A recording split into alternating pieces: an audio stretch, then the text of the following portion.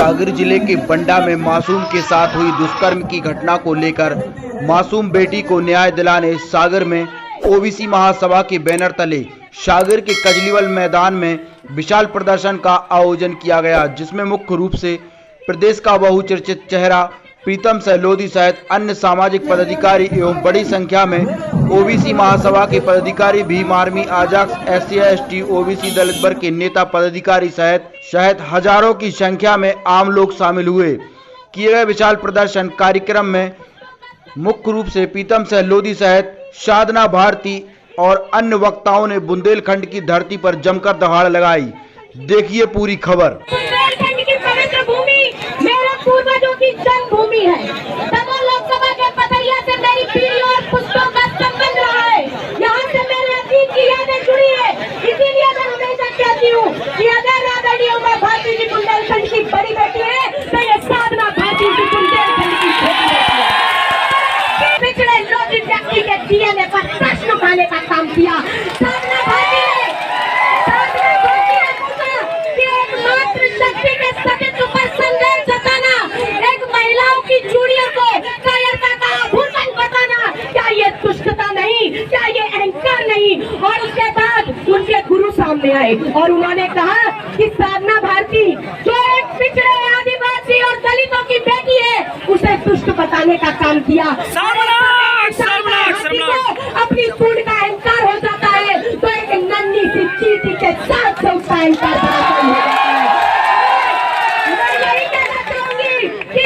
अब बुद्धिजीवी लोग हैं। अब बुद्धिजीवी लोग कैसे बोलते हैं ये आपने सबने देख ही लिया है। मैं तो अनपढ़ था, मैं तो इतना जानता नहीं था, उसके बावजूद भी मैंने माफ़ी मांगी। अगर मैंने कोई गलती हो गई हो तो मैं माफ़ी चाहता हूँ। पूरे देश के लोगों से माफ़ी मांगी थी। मैंने कहा, ये भी कहा उसमें मैंने कि ब्राह्मण समाज बड़े दिल के लोग होते हैं और मुझे पता था मुझे माफ़ कर देंगे। कई नेताओं से जबान फिसल जाती है, बोल देते हैं। हाल ही मैंने देखा था संसद के अंदर एक नेताजी ने ये बोल दिया था राष्ट्रपत्नी, तो उस पर बड़ा बवंडर हुआ तो उसने माफ़ी मांगी, माफ़ कर दिया। ऐसे हजारों केस हैं, लोगों को माफ़ी मंगवाते हैं तो माफ़ कर देते हैं, लेकिन मुझे क्यों नहीं किया ये मेरी समझ में नहीं आया। अरे रणनीति मेरी ये है कि जितने भी हिंदुस्तान के दल हैं, छोटे छोटे संगठन हैं, जितने भी ओबीसी, SC और ST के, मैं सबको एक छत के नीचे लाना चाहता हूँ। सबसे निवेदन करता हूँ एक छत के नीचे आएँ और ओबीसी की इसीलिए लड़ाई लड़ें। सारी जितने भी गरीबों के, ओबीसी, ST और SC के जितने भी लोगों पर अत्याचार अन्याय रहे, मैंने सबको अपना जीवन मैंने उनको दे दिया। गरीब समाज, मैंने गरीब समाज बोला, आपने सुना नहीं? जितने भी गरीब समाज हैं, हाँ, जितने भी गरीब समाज हैं मैं उनकी लड़ाई लड़ूंगा। बिल्कुल झारखंड जाएंगे, मैं पूरे देश में भ्रमण करूंगा और सारी पार्टियां संग। जी बिल्कुल जाएंगे झारखंड साहब। मेरा तो अगला कदम यही है। मैंने तो आप बता ही दिया, पूरा जीवन ओबीसी, SC और ST और गरीबों के लिए लगाऊंगा। अच्छा, तो ब्राह्मण समाज से कोई कंट्रोवर्सी है पर्टिकुलर? कुछ लोगों से है। कुछ लोगों से जैसे कि देखिए, रावण भी ब्राह्मण थे, परशुराम जी भी ब्राह्मण थे। रावण को क्यों जलाया जाता है और परशुराम जी को क्यों पूजा जाता है? ऐसे ही हर समाजों में, सुनिए, हर समाजों में वही ऐसे लोगों से सावधान रहे, जो पाखंडी टाइप के लोग होते हैं, इनसे सावधान रहें। ऐसे लोगों को घर में न बैठा लें और आप लोग इस चीज़ को देख के चला करो। मैं समझा रहा था लोगों को वहाँ पे। एक भी रेमिशन पॉलिसी में वो लोग नहीं कवर हो रहे, फिर आपने क्यों छोड़ दिया? अगर देश की नारी शक्ति को नमन कर रहे हैं, देश की 49% आबादी को अगर आप ट्वीट करके सम्मान दे रहे हैं, तो ग्रास रूट लेवल पे उनकी समस्याओं को समझिए। हमारी बेटियां ओलंपिक में जा करके देश में बेटों से ज्यादा मेडल ला रही हैं, लेकिन आज हमारी बेटियों के साथ रेप हो रहे। रेप जिस बेटी के साथ हो रहा, क्या अंकिता IAS ऑफिसर नहीं बन सकती थी? क्या ये बंटा की बिटिया वो कांप रही होगी, वो जिंदगी मौत के बीच लड़ रही है? तो इन बेटियों को सुरक्षा कौन देगा? हल ये है, आप लॉ एंड ऑर्डर स्ट्रिक्ट करिए।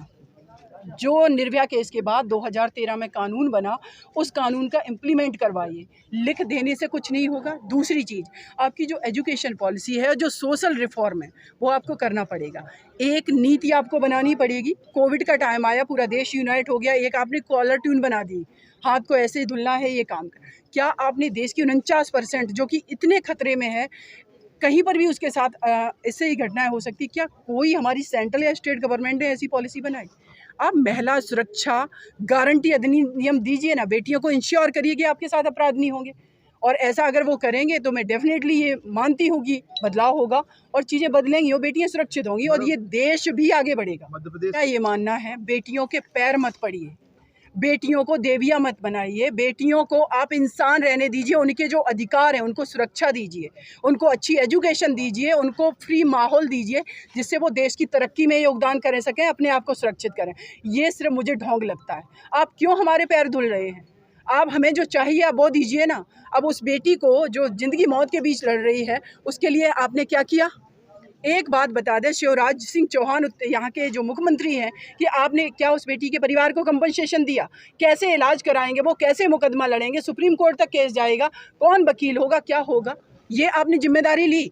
पैर धुलने की ज़रूरत नहीं है मेरे देश की बेटियों को, उनको निडर बनाने की, ताकतवर बनाने की, सोशल रिफॉर्म करने की और बेटों को संस्कार बनाने की ज़रूरत है और पॉलिटिशियन को भी संस्कारवान बनाने की ज़रूरत है। और जितने भी हमारे धार्मिक मठाधीश बैठे हुए, मैं निश्चित रूप से अपने देश की संस्कृति का सम्मान करती हूँ, लेकिन ऐसी संस्कृति जिसमें बाबा लोग ही बलात्कार करते, राम रहीम की बात कर लें, आसाराम बापू की बात कर लें, कितने बाबा जेल में पड़े हुए, तो ऐसे लोगों को कंट्रोल करना होगा ना। एक तो जो तो धर्म का खुद अपमान कर रहे हैं और बेटियां देश की ऐसी डरती हैं, जहाँ पर हजारों की संख्या में माताएं बहनें बैठती हैं, वो कैसे विश्वास कर लें आप पर? तो ये सब किसको बदलना है? जो सिस्टम का पार्ट है। सिस्टम यहाँ पर बीजेपी की है सरकार, सेंट्रल में बीजेपी की सरकार, इनकी मौलिक जिम्मेदारी है, नैतिक और इनकी कॉन्स्टिट्यूशनल जिम्मेदारी है कि देश की हमारे पिछड़े वर्ग के साथ जो अन्याय हुआ है मध्य प्रदेश में, आज सागर में एक हमारी बच्ची के साथ में कितनी जघन्य घटना हुई है, उसको लेके आंदोलन रखा गया है। आज पिछड़े वर्ग को अब संख्या के आधार पर आज अरुण मिश्रा ने जो किया है उसको फांसी होनी चाहिए। सबसे बड़ी हमारा पहला मुद्दा यही है कि जो बच्ची के साथ गलत हुआ है उसको फांसी से कम सज़ा नहीं होनी चाहिए। और यहाँ पे जो बुलडोज़र की राजनीति चल रही है, आज उसके घर पर बुलडोज़र क्यों नहीं चला है? बुलडोज़र उसके घर पे चलना चाहिए, क्योंकि इससे बड़ा अपराध कोई नहीं है जो हमारी छोटी सी बच्ची के साथ में इतना जघन्य अपराध किया है।